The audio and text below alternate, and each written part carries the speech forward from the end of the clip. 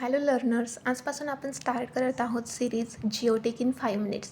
Means प्रत्येक दिवशी हे 5 मिनिटचं लेक्चर असेल. 5 मिनिटच्या लेक्चरमध्ये आपण जिओटेकचा एक टॉपिक कव्हर करत जाऊ. सो टाईम वेस्ट न करता आपण आजच्या टॉपिकला स्टार्ट करूया. तर आजचा टॉपिक आहे origin of soil. So soil कशी फॉर्म होते, एनीवन हॅव आयडिया? तर सॉईल ही फॉर्म होते जेव्हा रॉक हे डिसइंटिग्रेट होतात किंवा वेदरिंग होते, रॉक्सची इरोजन होतं, त्याच्यामुळे सॉईल फॉर्म होत असते.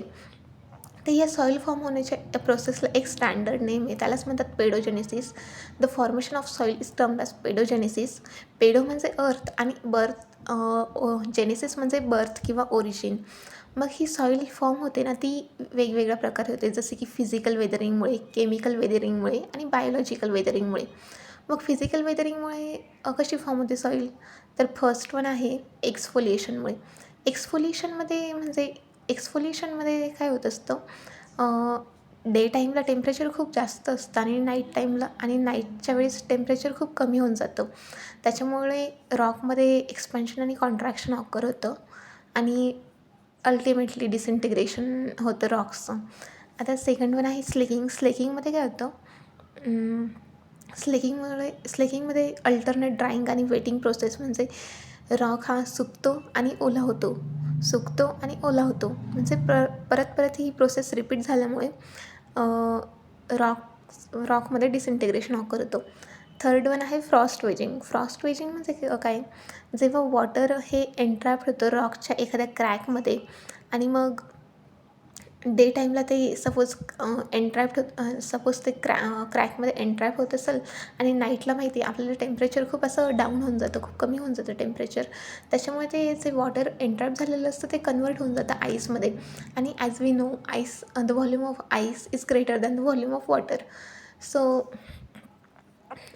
आणि मग त्याच्यामुळे एक्सपान्शन होतं रॉकमध्ये आणि एक्सपान्शन झाल्यामुळे डिसइंटिग्रेशन होतं रॉक्सचं.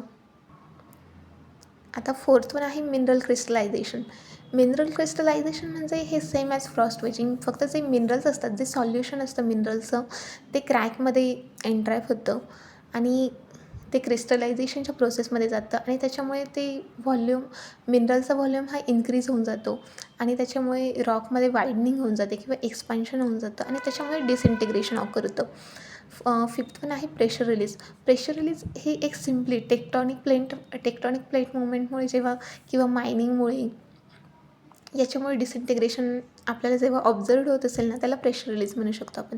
ॲक्शन ऑफ व्हेजिटेशन म्हणजे जे प्लांट्सचे जे रूट्स असतात ना, ते रिस्पॉन्सिबल असतात वेदरिंग ऑफ रॉकला. म्हणजे ऑफकोर्स ते रूट्स आपण खूपदा बघतो, ते आपण म्हणू शकतो की रॉकमधून ते घुसतात आणि त्याच्यामुळे ते रॉकला असं डिसइंटिग्रेशन किंवा ते क्रॅक्समध्ये डिवाईड करून जातात, रॉकलाही डिवाईड करून जातात रूट्स. मग त्याच्यामुळे ते ऑफकोर्स डिसइंटिग्रेशन होतं. तर ओके, यालाच म्हणतात ॲक्शन ऑफ व्हेजिटेशन.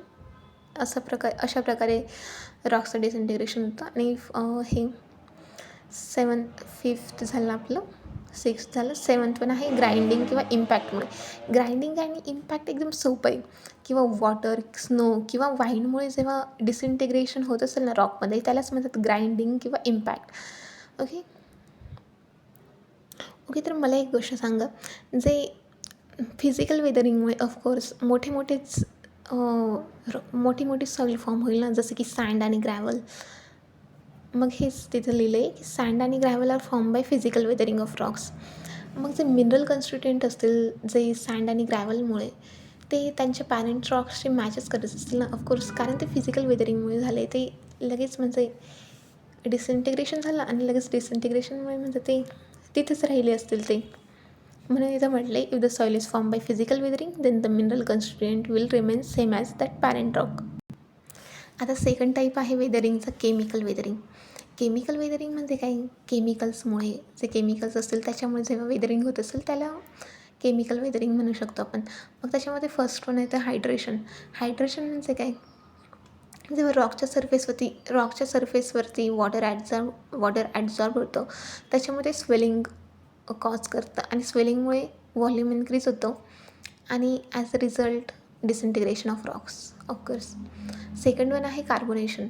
कार्बोनेशन म्हणजे काय असतं, जो कॅल्शियम प्रेझेंट असतो ना ॲटमॉस्फिअरमध्ये, तो वॉटरशी रिॲक्ट करतो आणि त्याच्यामुळे तो फॉर्म करतो कार्बोनिक ॲसिड.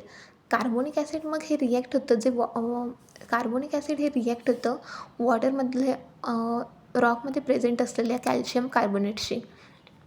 मग हे कॅल्शियम कार्बोनेट आणि कार्बोनिक ॲसिड मिळून फॉर्म करतात कॅल्शियम बायकार्बोनेट CaHCO3 आणि हे कॅल्शियम बायकार्बोनेट हे वॉटर सॉल्युबल सबस्टन्स असतो आणि त्याच्यामुळे ॲज अ रिझल्ट डिसइंटिग्रेशन ऑकर होतं. लिचिंग म्हणजे काय असतं, जेव्हा रॉक हा खूप जास्त वेळ पाण्यात असतो त्याच्यामुळे ते वॉटर सॉल्युबल सबस्टन्स असतात ना, ते रिमूव्ह होऊन जातात रॉकमधून आणि त्याच्यामुळे रॉक हा जास्त वेळ रिजिड नाही राहत, तो डिसइंटिग्रेट व्हायला लागतो. फोर्थ वन आहे ऑक्सिडेशन. ऑक्सिडेशनच्या प्रोसेसमध्ये काय असतं, जो ऑक्सिजन आयन असतो ना, तो कंबाईन होतो रॉकच्या मिनरलशी आणि तो कंबाईन झाल्यामुळे मग तो रॉकच्या मिनरलसोबत तो कंबाईन होतो ऑक्सिजन आयन आणि त्याच्यामुळे रॉकचे 1 किंवा मोर इलेक्ट्रॉन हे ते बाहेर पडत असतात आणि त्याच्यामुळे इलेक्ट्रॉन जात आहे म्हणजे ऑफकोर्स रॉक वीकर होत होईल ना, कोणीतरी जातं आहे आपल्याकडून, वीकच होईल ना ते, मग रॉक वीक होत असतो आणि त्याच्यामुळे this leads to disintegration of rock. तर फोर्थ वन झालं. आपलं फिफ्थ वन आहे रिडक्शन. रिडक्शन म्हणजे काय असतं, हे same as reverse process of oxidation, म्हणजे ऑक्सिजन हा रिमूव्ह होत असतो.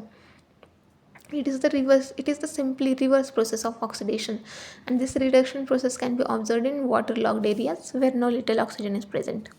म्हणजे जिथं ऑक्सिजन इज प्रेझेंट नाही अशा एरियाजमध्ये रिडक्शन होत असतं, म्हणजे ते दलदलीचा प्रदेश आपण म्हणू शकतो तिथे, म्हणजे हा एक्झॅक्टली म्हणू शकतो आपण. ठीक आहे. मग मला एक सांगा, जे क्ले आणि सिल्ट फॉर्म होत असतील ते ऑफकोर्स केमिकल वेदरिंगमुळेच फॉर्म असतील ना, कारण ते खूप फाईन पार्टिकल्स असतात क्ले आणि सिल्ट, आणि हे फाईन पार्टिकल्स केमिकल वेदरिंगमुळेच फॉर्म होऊ शकतात. मग मला एक सांगा, जो पॅरेंट रॉकमधले जे मिनरल असतील आणि जी सॉईल वेदर झाली आहे त्याच्यातले मिनरल कन्स्टिट्युएंट आणि पॅरेंट रॉकमधले मिनरल कन्स्टिट्युएंट सेम असतील का?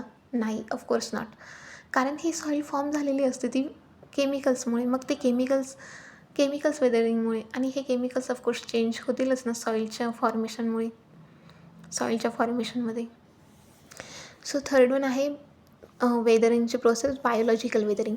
बायोलॉजिकल वेदरिंग म्हणजे सिम्पली बायोलॉजिकल वेदरिंग कशामुळे ऑकर होते, जे केमिकल ऑर्गॅनिक ॲसिड असतात ना ते रिलीज होत असतात बाय लिव्हिंग ऑर्गॅनिझम, म्हणजे जे सजीव प्राणी असतात त्यांच्याकडून जे ऑर्गॅनिक ॲसिड्स रिलीज होतात त्यांच्यामुळे बायोलॉजिकल वेदरिंग होते.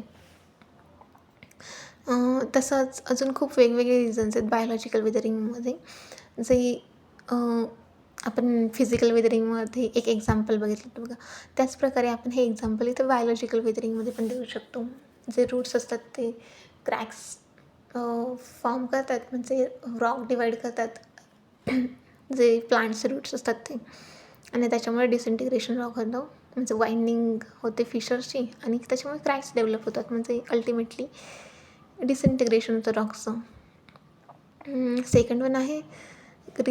सेकंड रिझन आहे जे प्लांट्सचे रूट्स असतात ना ते आपली ग्रोथ होण्यासाठी सॉईलकडून किंवा रॉक्सकडून मिनरल कन्स्टिट्युएंट हे ॲब्झॉर्ब करत असतात. मग हे न्यूट्रिएंट हे ॲब्झॉर्ब करत असतात किंवा एक्स्ट्रॅक्ट करत असतात इम्पॉर्टंट न्यूट्रिएंट रॉककडून. मग त्याच्यामुळे काय असतं, रॉक हा विकर बनत जातो कारण त्याच्यातले न्यूट्रिएंट्स जात आहेत ना बाहेर, मग त्याच्यामुळे डिसइंटिग्रेशन ऑफ रॉक होतं. आणि ऑफकोर्स हे तर एक सिम्पल रिझन आहे, due to movement of living organism, म्हणजे आपण पशु प्राणी चालल्यामुळे, रॉक्स वगैरेवर चालल्यामुळे डिसइंटिग्रेशन होऊ शकतं, हे सिम्पल एक रिझन आहे. So thank you everyone. आजसाठी एवढंच. आय नो 10 मिनिट्सचा व्हिडिओ झाला आहे ॲप्रॉक्सिमेटली, बट ठीक आहे, 5 मिनिट्सच सांगितलं होतं, बट 5 मिनिट्समध्ये एवढं कवर होणं खूप कठीण आहे, म्हणून मग आपण ठेवूया मॅक्झिमम 10 मिनिट्स किंवा मॅक्झिमम 5 ते 10 मिनिट, म्हणजे 10 मिनिटाच्या आतच आपण एक टॉपिक कवर करायचा. सो उद्याच आपण नेक्स्ट व्हिडिओमध्ये बघू. थँक्यू. Stay tune.